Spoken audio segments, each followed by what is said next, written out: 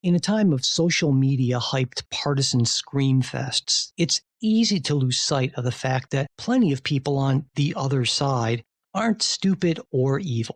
I'm political scientist Mike Baranowski, and my podcast, The Politics Guys, is built on the belief that for democracy to work for everyone, we have to be willing to really listen to each other and have meaningful conversations about where and why we differ. I hope you'll join me and my intellectually and ideologically diverse group of co-hosts as we work to understand our differences and seek common ground. You can find us at politicsguys.com or in your podcast app.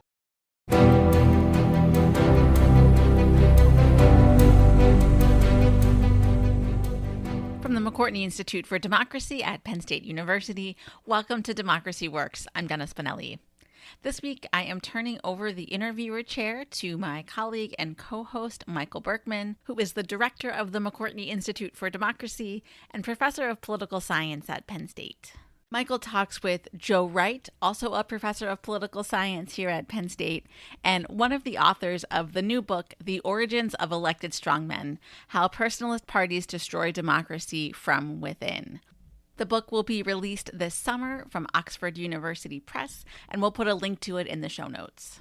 Joe is one of 3 authors on that book. The others are Andrea Kendall-Taylor of the Center for New American Security and Erica Frantz of Michigan State University.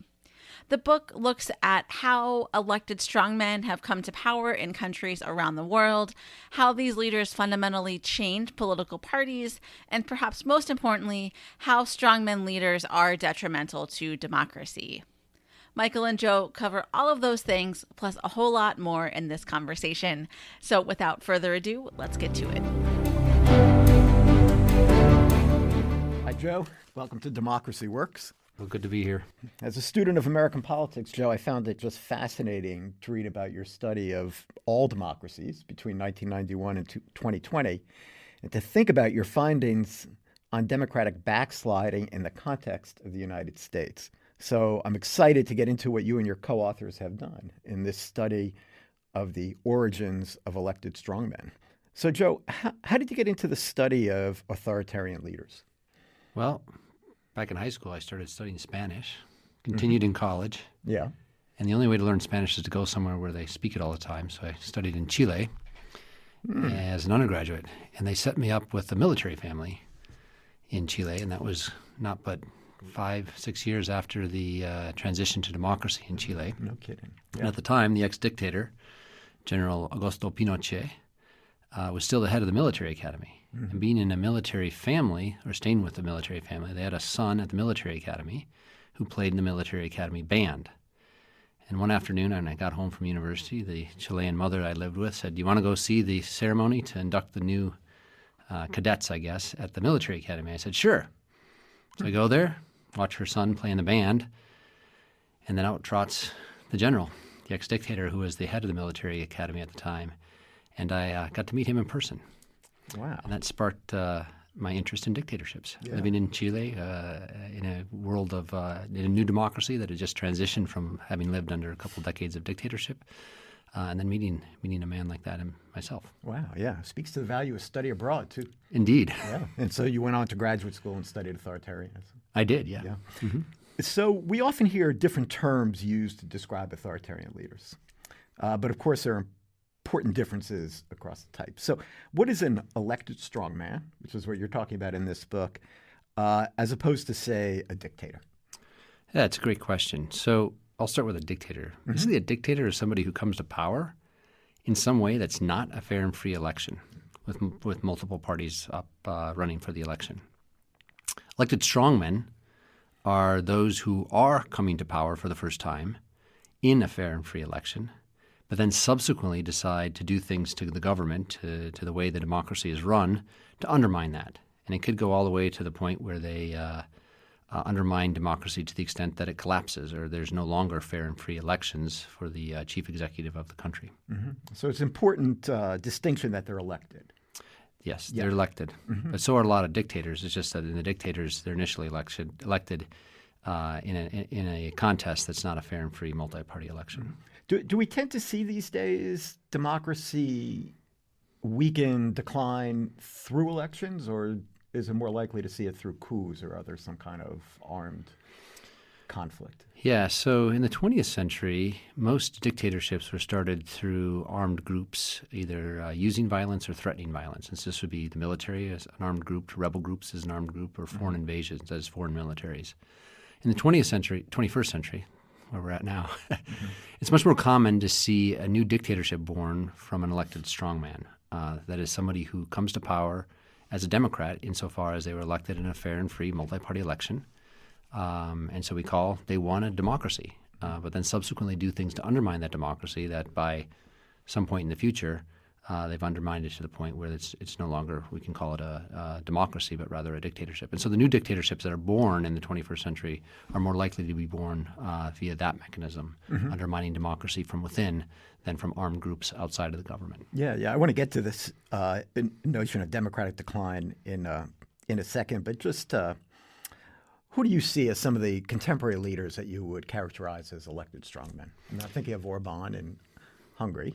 Yeah, so certainly he's a great case of that. Another one that we examine a little bit in the book is Bukele in El Salvador. But the first ones sort of to arise on the scene, if you will, back in the 20th century, were folks like Marcos in Philippines, Fujimori in Peru, and Hugo Chavez in Venezuela. So throughout the book, you're looking at how these elected strongmen contribute or cause democratic decline. So could you kind of clarify for us what you mean by democracy and what it means to have less of it? Yeah. So democracies are places that start out as fair and free elections for the chief executive, but with that comes a lot of other stuff too. So typical sort of thicker descriptions of democracy would involve things like executive constraint. And what do I mean by that? That means there are institutions, horizontal institutions like a judiciary, a bureaucracy, or a legislature that can effectively constrain the behavior of the elected leader. It could be a vertical constraint where you have civil society organizations or voters ultimately via the threat of voting out the bums out of office that constrain the leader's behavior while in office. So democracy can diminish by reducing those executive constraints as well as through sort of the erosion of the norms that individuals in the population, the citizens, hold as to how we should play politics. Yeah, so that's what you would call sort of a vertical constraint. Yeah. That the public would hold to certain kinds of democratic norms and expect their leaders to hold to those democratic norms. But as those norms erode, then that kind of vertical constraint weakens. Yeah. One of the most important norms would simply be that when I lose, I'm going to step down from office peacefully. Yes. Democracy means parties lose. Yes. And the horizontal constraints, I mean, in the American case, we often think of checks and balances as being horizontal constraints. And so as democracy declines or erodes, we hear different kind of terminology for it. Those horizontal and vertical constraints are essentially being weakened or attacked. That's correct, yeah. So as the book title makes clear, you're interested in the origins of these elected strongmen. And you argue that these origins lie in political parties, in particular what we call personalist parties. So I just found this part fascinating and think about what's going on with the Republican Party these days and political parties more generally, since Americans are so often negative towards political parties. And I kind of see your book as painting a normatively positive picture for political parties. So let's dig into that a little bit. I'll explain to you what I maybe more. Can you say a little bit about the difference between, say, a policy party and a personal party? Yeah, so policy parties or programmatic parties may have an ideology, a set of policy proposals, which can change over time. But individuals, both within the party, elites in the party, the representatives, and other folks that are elites in the party, hold to some extent, as well as the voters who support that party, sort of want that stuff, that group of policies and pronouncements and rules and ways of governing, than the alternative. They want that more than the alternative. And so the way that individuals would gain power in that party and become leaders of that party would be they would work their way up the party system, maybe at the local level, up to the state level, up to the national level, by being part of those programs, talking about those policies. And yeah, people can sort of change over time, and there's nuances to all sorts of these policies. But at the end of the day, voters are voting for the party because they like that party's set of programs more than a different party. And so really the attachment that individuals all the way up and down the party, the supporters as well as the elites have is to that program. Mm-hmm. Before you go into the personal party, so when I think about a traditional notion of a party system, you'll have two programmatic parties in the American system. You have two programmatic parties. They are largely divided along some kind of ideological line. Social groups aligned behind them on those issues. And the idea is that a political party kind of links the public with government and elites. And the career path for a politician in a system like this is up through the party system. So maybe they'll go from a lower office to a higher office, or from a party position into elected office or a higher party position. Now, how does that differ from a personal party? Yeah, so a personal party, the main feature of the party, sort of conceptually, is that the leader controls the party and the elites have less ability to constrain the behavior of the leader in the party. And the reason for that oftentimes is simply because these are parties where the leader himself or herself are more likely to have created the party as their own personal vehicle to get elected in the first place. That is, there is no party to rise up through. They just create a party, a new party. Sometimes they call it after themselves, give it their own names. And as a result, the elites that they gather around them to help them run the show, if they do get elected, tend to be people who are beholden to that individual leader and not to a set of programmatic policies that the leader necessarily espouses. And so the internal sort of power structure of the party is quite different. And the leaders tend not to have sort of worked their way up the party, even in part because they oftentimes have created them. It also means that we find substantial evidence across the globe for this. It also means that these are leaders that control resources, sort of party resources, to a greater extent than the elites. And what do I mean by that? I mean things like simply the financial resources of the party, the ability to nominate, to sort of control over the nomination process. And while there are certainly internal party rules that can shape how nominations occur, there's a lot of unwritten rules about how that happens. And actually that's what we see happening in the United States today, where there's actually unwritten rules about how nominations work within the Republican Party, which are reshaping it very quickly, and in the process giving Donald Trump more power within the Republican Party. Yeah. Sort of see that on display there. Mm-hmm. I want to get to that in 1 second. Okay. Just to clarify something to be. So we were talking before about constraints on a leader's power, and from what I understand, you're saying party elite should be a constraint as well, at least within an operating programmatic party system. Absolutely. So elites are actually the primary, sort of your own party elites are the main constraints on your behavior that you face every day when you rule. Right? They're the ones that you have to rely on for legislative support. If you get to influence the courts, those are the people in the courts that are aligned with you that get to say that what you do is legal. And so those are the people that when you are successful at doing something in government, they're the ones who have done it for you. And therefore that gives them tremendous power to shape what that looks like. So you were mentioning the RNC, the Republican Party before. So I mean, if I think about the Republican Party of George H. Bush, I mean, that seemed like a classic programmatic party. And George Bush came up, I mean, the consummate insider, right? The original. Yeah, Bush, not his son, the original. Yeah. Consummate insider. Can a policy party or a programmatic party become a personal party? Yeah, so that's a good question. We were trying to understand the origins. I mean, that's sort of the point of the research. And so to do that, we wanted to figure out a way to, this concept of a personalist party. And we actually wanted to conceptualize that and measure that based on information from before the leader comes to power. Right. Because oftentimes the maneuvers that we see of leaders to transform their parties and make them more personalist are actually some of the same things that people call anti-democratic and sort of are evidence of democratic backsliding. So conceptually, we needed to separate those things. But I do think that there are pathways through which sort of a programmatic party can be transformed into a personalist party. And in some ways, those parallel just the way that personalist parties arise in the first place, even when it's not when it's a new party and it's not just a sort of a transformation of an existing party. And those ways are when, again, going back to sort of the resources that individuals control.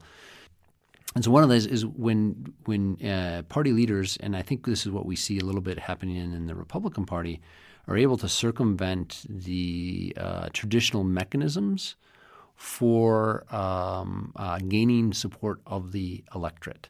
And so a good example of this would be, Trump was essentially able to use information mechanisms that didn't necessarily rely on the party to get his message out to voters the first time around. And you even see that today, right? So he's the first president, I believe, you can correct me if I'm wrong, this is your case that you know well, but I think he's the first president to sort of spout off on his own Twitter account, on his own Truth Social, right? I mean, I know that Obama had something, but basically his campaign ran it. I want to just trace out a little bit more sort of how a personal party, once you have one, becomes detrimental to democracy. Because as I'm understanding your argument, that's kind of what starts a chain that eventually has very dangerous effects, and a chain that's much, much less likely to happen when you have more pragmatic parties. And also just to touch back on what you were saying, the notion of a personal party is consistent with a more general personalization of politics.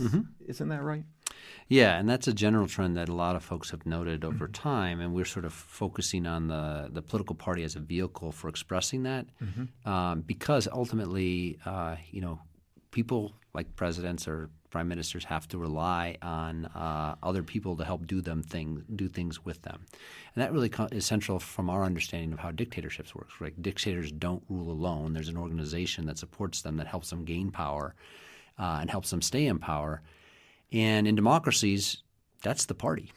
Yeah. And so that's why we wanted to look at the party as that organization that mobilizes people, has the power to do things on behalf of the leader to help them attain power. So the core of our theory is that these personalist parties, the dynamics that happen within them, because the leader has more individual power, and the elites in these parties are less likely to constrain the leader. And the reason for that is sort of twofold. One is when the elite have less access to resources, they can't use those resources. They can't use those resources to to bargain credibly with the leader of the party. That is, if the leader has more nomination power, more financial resources, he or she is more likely to sort of have a bargaining advantage when they're sort of trying to decide how they're going to divvy up power within the party. And the second is that the career incentives of the elites are often quite different. That is, they're better off sort of not constraining the leader if the leader does something that would, say, undermine democracy. And the reason for that is that their political careers are more closely tied to the leader rather than to the party brand itself and other elites in the party. That is, if you're a local party elite in one of these parties, getting up to the next rung of the party and getting power within the party, what matters is more your relationship with the leader of the party than how well you sort of implement the program of the party at the local level to get you promoted up to the next level. Yeah, because without that leader, you really have no future in that party. And in fact, that party might not even exist without that leader. And so keeping that leader in power is paramount because your political career depends upon not just the party staying in power, but that particular leader of the party staying in power. Yeah. So you can think of somebody like John McCain or Mitt Romney, who were eventually became leaders of the Republican Party. But before that, they were elites within the party. Yep. And they had worked their way up in the party, and they accepted when their candidate lost at various points. Their candidate lost a number of different times, and they accepted those losses in part because they knew that they would have a chance to run with that party even though the leader that they had supported that had ended up losing was out of government. So these are people that were able to run eventually under that party label. Yeah. Now, if it had been just the leader's party and the leader gets kicked out of power, then they may not have a chance to access power and competitively run in the future. Mm-hmm. So the leader's acknowledgement of democratic norms and willingness to abide by democratic norms is, I think, if I'm following your argument, important for the public as well in terms of how they're thinking. And so I want to talk a little bit more about this notion of vertical constraints. So we've been talking largely about horizontal constraints, and party elites I think of as kind of a horizontal constraint. You make a really interesting argument in your book, I think, about polarization. And the argument you make about polarization is, first of all, that polarization is affective and not ideological. I'm going to ask you to make that distinction. But also that polarization is endogenous to this sort of personal party system. In other words, it's not like we have for our listeners, it's not like we have polarization which then leads to personal parties, but rather the development of personal parties helps to increase this particular type of polarization. Could you kind of flesh that out for everybody? Yeah. So first, there's a lot going on. The ideological polarization is when sort of people divide in society into two or more sort of groupings that are internally ideologically aligned. Mm-hmm. So in the U.S. context, Southern Democrats would have been not necessarily fully ideologically aligned with Northern Democrats through much of the 20th century, even though they were in the same party.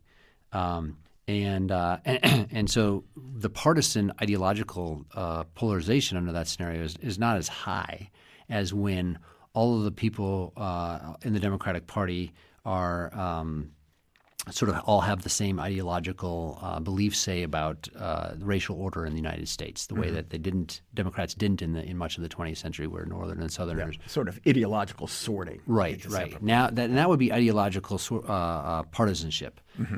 Affective partisanship is where the individuals are sorting into parties based on sort of the identity of their own party and the identity of the other party. And the distinctions that people are making are not so much policy related. Oh, I don't like the Democrats or I don't like the Republicans because of the policy they stand for, whether it's economic policy, taxation, foreign policy. It's not so much the policy stance of the other party that they're opposed to, but the actually very people in the other party. So I don't like Democrats because of who they are. I don't like Republicans because of who they are. And I make a bunch of assumptions about what kind of people they are, and I know I don't like those other kind of people, and it happens on both sides. So that's affective polarization. Now, how is that sort of endogenous to this process? So the thing that I've noticed about American politics is that we're in a situation where if you asked Americans today sort of what they disagree on a lot about, do they disagree on whether or not, we should support Ukraine with more military aid, or do they disagree on whether or not we should tax more and spend less? There's going to be a fair bit of alignment actually across parties on those ideological positions, sort of those programmatic positions about policy. But there's going to be less alignment across, or agreement across parties, and almost perfect alignment within parties on basic issues about how to interpret the very moves that Trump made to undermine democracy. Mm-hmm. And so perhaps the most poignant example of this, or glaring example of this, would be election denialism, mm-hmm. right? And so there's a lot of uniformity within the Democratic Party that they believe that Biden fairly won this election, and there's a lot of uniformity within the Republican Party that Trump, was the legitimate winner, and that the election was stolen, mm-hmm. right? And so the polarization isn't about some ideological position about policy, but rather the very fundamentals about what happened in November of 2020, right. and indeed this includes the January 6th as well. Polarization over how to interpret that very event. Mm-hmm. So it's not that people deny that Joe Biden occupies the Oval Office today, or people are polarized over over that very fact. What they're polarized over is whether or not the Democrats undermined democracy to steal the election in November, and whether or not the Republicans and Trump tried to steal the election, if you will, by overturning or interfering with the electoral count process. Yeah. So this affective polarization, which I've heard referred to as tribalism. Yeah, that makes sense. And also as epistemological polarization, where people are seeing like entirely different worlds, just kind of what you're describing around. But the conflicts between different tribes or different teams becomes almost existential. Like, I can't let you win because it's not like we just disagree on some policy, but rather it's sort of the end of democracy as we know it, or whatever we want to call this system. And election denialism seems to be really key, doesn't it? You think about how insistent Donald Trump has been on denying the legitimacy of the 2020 election, and the extent to which he has made it kind of a litmus test of support throughout the Republican Party. I mean, what do you make of all of that? Yeah, so this is not something that we walk through in our book, but the World of Dictators actually gives us a very clear answer on this. Is that Donald Trump doesn't have to truly believe that the election was stolen for him, nor do any of the people that say and repeat that sentiment, nor do they have to believe that to be true privately. What matters here is that Trump says, to sort of endogenously induce loyalty among the elite supporters in his party. He can throw out an outlandish statement that, in fact, the more outlandish and the less likely it is to be true, the better. And the reason why is that he can figure out sort of who is willing to sort of debase themselves by repeating the lie that everybody knows is not true. He can sort out who is sort of a true loyalist and who's not. And what's even more sort of pernicious about this process is that the more that elites sort of repeat the lie, not only does he use it as a selection mechanism to figure out who's sort of going to be the most loyal amongst these potential elites, and so you see this as how he's sorting out sort of who earns his nomination is basically based on the extent to which they're willing to do the next election denialism. When people start to repeat that, it actually makes it less likely that people outside of the MAGA circle are going to take them seriously. And so it may actually close off opportunities, whether it be in the private sector or in future political career outside of MAGA, may close off those opportunities. Oh, so you're like stuck. So you're stuck, right? Right. So neither Trump may not believe it, and nor the elites believe it, but they've repeated it. That now the only way for these people to have power, and in a dictatorship where it reaches its peak, is that people actually don't have economic opportunities outside the party. And so the more that they've repeated this, it reduces those other opportunities. And so they have no choice in the end but to remain loyal because that's their best sort of economic outcome, their power outcome, or whatever it is that they care about. Outcome. That is with that party, right? Yep. And because by repeating the falsehoods, they have actually demonstrated that it reduces their option, what we call the outside option, their ability to have amass power, amass wealth, or have a job and a well-paying job and prestige. I'm thinking of the sort of efforts that Trump and many of the Republicans are making to redefine the January 6th people as hostages, patriots, peaceful protesters, all kinds of, and I mean that in itself seems to me like a kind of way of redefining what political violence is. This kind is maybe acceptable. There's a strong finding that we have from dictatorships that when dictatorial governments control lots of information, state-owned media, these kinds of things, state-owned newspapers, they're very good at selective attribution. And then what does that mean? So if there's bad economic news, they don't deny that the economy isn't doing so well, but rather they attribute that to someone, not them, external forces that are causing the economy to go down badly. However, when the economy is doing well, then yes, it was all my doing. Right. I did this. Right? So selective attribution. And that's a way of sort of saying, okay, we're not going to deny the world as it is out there. We're going to help you interpret what that means. And I think that's what goes on with this. We're not going to say that January 6th didn't happen, right? We're not going to deny that that actually happened because we can see the pictures, right? We can see people assaulting police officers. So they don't deny that happened, but they then reinterpret what that means, right? And it could be that it was just a few bad apples. Oh, they were plants by the other side that actually committed the violence. The rest of them were innocent, but they're being caught up in some sort of political witch hunt, right? So it's how you interpret that evidence. But they aren't denying that, saying, you know what, that photo or the TV, the TV footage that I watched live as it was happening on January 6th, like that didn't actually happen. Like they're not doing that kind of denial, but they are reinterpreting the evidence, and elites then mimic that. And that becomes the narrative by which other people interpret what that historical event. Right. Well, let's dig deeper, a little bit deeper into the Republican Party. And so your study is a quantitative study, lots of data, and as you mentioned earlier, you want to capture the notion of a personal party or a programmatic party sort of before the leader takes power. And so I'm thinking that the Republican Party that Donald Trump took over in 2016 is going to be different than the political party he's using in this election.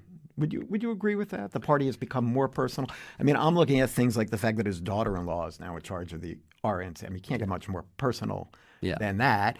And in fact, that they basically fired everybody and then rehired them back after kind of loyalty pledges to Trump. The head of the Republican Party in Arizona right now, and because I think it's, the American political parties are very decentralized relative, I think, to a lot of other political parties. So we have these very strong state parties as well as the national party. But you're seeing these kinds of changes in the state parties as well. So, for example, the head of the Arizona Republican Party, where they're about to have all kinds of things going on in Arizona, was the director of Election Day Integrity Operations in Arizona for Trump and ran a nonprofit group that basically searched through voting records. So she's coming directly out of this kind of denialism framework and loyalty to Trump. So just can you talk a little bit about how this Republican Party that Trump is using now has changed? Yeah, so I think that's important, and it's changed in ways that I think are resonant with what some of the things we show in our book, and in particular, we find strong evidence across the globe that personalized parties are parties also that are coincide with parties where there is actually a weak local branches. That is the descent or the power of the local party entity is relatively weak. Yep. Okay, and that's going to be true of these parties where a leader just creates their own party before an election, and it can take time to actually get local branches in place. And when they do, they end up placing loyalists in those positions. In 2020, I like to tell my students this that it was the Republican Party that saved democracy in the United States. Right? To me, it was very clear that Donald Trump wanted to undermine democracy by basically figuring out a way to stay in power when he knew he lost, right? His associates, the night of the election, basically eventually told him he had lost. Yep. And then from there was pursued a series of things and got a couple of people to help him do this stuff to try to change votes, to try to overturn the vote counting, which was January 6th. So he clearly pursued that. And who were the people that stopped them? Yep. Ultimately, the people who were stopped them were not the Democrats. Right? It wasn't necessarily even much in the way of the Justice Party. It was other elites in the Republican Party. So actually, I think you'll know the details of this much better, but there was somebody in Justice, I think, that defected and said, no, I'm not going to do what you want me to do. But more importantly, at the local level, right, the folks that saved democracy in places like Arizona and in Georgia, and I think Michigan is another example we talk about in our book, where it was local Republican leaders who said, no, we are not going to change the vote count to give Trump more votes and swing the state towards him when we know that he lost. Yep. Right? And so that was crucial. It wasn't Democrats that were saying, stop these shenanigans. It was the Republican elites in those local areas that said no to Trump and stood up to him. And then ultimately, January 6th, the person who stood up to him was the ultimate elite, which was his vice president. Yep. Right. And so you've got these key players in the Republican Party in 2020, both at the local level, but even at the very, very pinnacle of the Republican Party outside of Trump in the vice president's, who eventually said, no, we will support your policies. We will condone language that you use that is offensive, but we will not undermine democracy. We will not let you steal this election. Yep. So where do we direct our attention? I mean, I read your book and think a lot of it is that, actually having programmatic, strong political parties is a very good thing for democracy. So we should try to strengthen political parties, but not quite sure what that means in real terms as opposed to sort of abstract. But what do you think? I mean, is it focusing on norms, polarization, political parties? Yeah, so there's a lot of work on sort of trying to change the beliefs or attitudes of individuals, and that may work, may not. I mean, there's not a ton that I've seen of strong evidence that informational interventions, that is, providing different or counter information, will change people's minds in the long run. That's why I really like the notion of epistemological polarism. You can't get through in a way that communicates a different set of facts and a sort of different reality. But go ahead. I was just actually yesterday looking at some report or a study that the big takeaway from lots of informational experiments was that if you basically give information to people that their political opponents, the individuals who they consider to be their political opponents, are actually not such bad people, then you can temporarily reduce sort of affective polarization, but that has very sort of little impact in the long run because we're just sort of inundated with this larger information environment that sort of says the other team is really bad. Yep. And so I'm skeptical that there's the solution is just to change the information environment. And what our book is, I think, if there's one takeaway, is that it is important to think about democracy being upheld by the elites in the ruling party. And what are the incentives that those elites have for standing up to the leader when the leader decides, I'm going to undermine democracy? And are the ways that we can shape those incentives that give them access to power, to resources that aren't dependent on the actual leader of the party? That is, can the parties have some sort of resource that's collectively controlled by elites within the party that is distinct, that they can use to stand up to the leader in that party? Yep. And one of the questions I have is, like, will primary voters, if you want vertical accountability, will primary voters vote for people who aren't just going to be loyalists? And that's a tough question in the United States, and that's one of the processes by which we see this personalization of the Republican Party happen. Joe, just to pick up a little bit on what you're saying about American politics, a lot of our listeners talk to us about different kinds of reforms, ranked choice voting, ways that we might get to multi-party systems, multi-member districts, whatever that might take. Do you see particular political reforms that would be particularly helpful? Yeah. So on the one hand, I can see where ranked choice voting would have probably done in Trump from the get-go, or sort of approval voting, where he was the first choice amongst a minority, but not a second. But not a second choice voice among anyone. Right. Yeah. Okay. So I could see where that.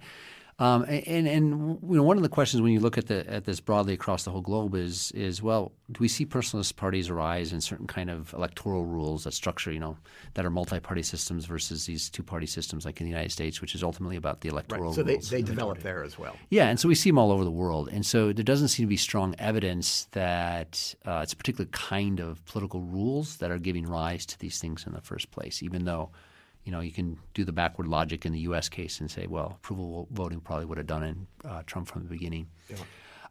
Instead, what we find, the natural question is, well, why do these things arise in the first place? And there are two sort of things that we link to. One is we do see a rising trend in programmatic parties just falling apart, right? Declining vote share of programmatic parties over time, and that is sort of giving a window of opportunity, if you will, for these parties to sort of gain an electoral advantage. These things were happening lots of places. They just didn't win in lots of places until you see the sort of the electoral decline of programmatic parties in a lot of democracies. But the second factor, which is sort of structural and maybe the listeners may be keen on, is that we do find some evidence that countries where political campaigns are more likely to be financed publicly, where that is with tax dollars, where parties are able to access those tax dollars, that avenue of financing a party actually is less likely to lead to personalist parties arising, in part because a lot of the personalist parties arise because the leader of the party has access to a ton of money. Maybe because they're super rich. Maybe because there's a super rich person behind them.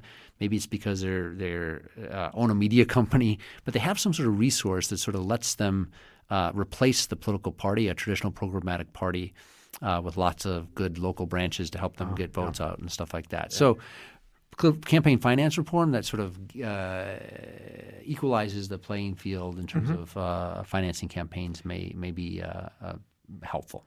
And does your study pick up what happens with personalist parties, say, after the leader is gone? Do they come back?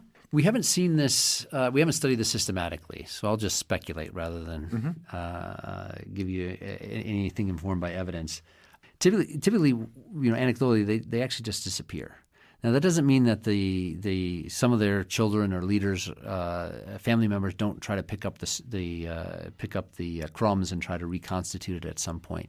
But plenty of these parties, once they gain power, they actually lose power in elections and ultimately end up abiding by election losses. That just happened in Senegal recently, actually, this year. And so we'll see what happens, right, in a place like that. Will the party that the leader had created be able to reconstitute itself and start to win elections? And part of the reason they aren't so good at that is because they tend not to have real strong local branches in the first place. And so as those local branches sort of get less and less powerful, then it is less and less likely that they'll be able to reconstitute themselves when they lose power. And that's actually a really bad thing for democracy, because then they say, I can't lose power and then win it back another day. And when you get political elites and political parties who think that this is my only chance at power and I can't lose and win another day, then they have huge incentives to cling to power no matter what. I'm glad you say that, because one of the ways that we really think about democracy is that parties lose, as we said before, but then they come back to play another game. Yeah. And that's what you kind of lose with some of it. That's, I think, a terrific place to stop. We've talked for a long time. Really appreciate it, Joe. Yep. Thank you for joining us on Democracy Works. Good luck with the book. For Democracy Works, I'm Michael Berkman. Thank you for listening.